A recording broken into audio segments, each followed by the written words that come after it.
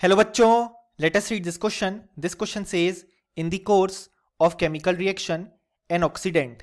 और हमारे ऑप्शंस हैं option A loses electron, option B either of these, option C gains electron, option D none of these. So इस question में हमसे कहा गया है कि ड्यूरिंग अ केमिकल रिएक्शन जो ऑक्सीडेंट होता है वो कैसे बिहेव करता है.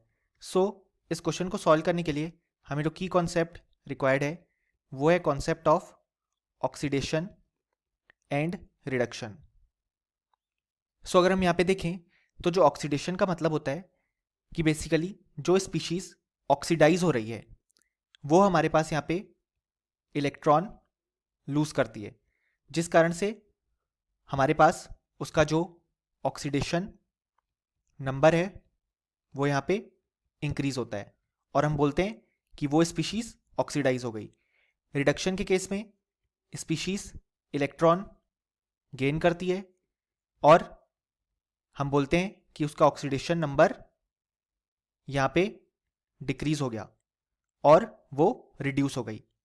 अब यहाँ पे जो हमारे पास ऑक्सीडेंट होता है जिसको हम ऑक्सीडाइजिंग एजेंट के नाम से भी जानते हैं, यानी कि बेसिकली जो ऑक्सीडेंट या ऑक्सीडाइजिंग एजेंट होता है वो खुद रिड्यूस होगा और सामने वाली स्पीशीज को ऑक्सीडाइज करेगा.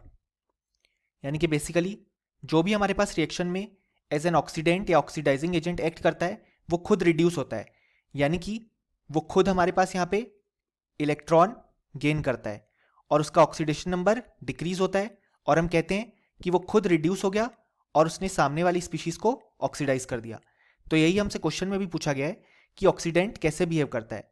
सो जो ऑक्सीडेंट है वो हमारे पास यहाँ पे इलेक्ट्रॉन गेन करता है और रिड्यूस होता है और सामने वाली स्पीशीज को ऑक्सीडाइज करता है.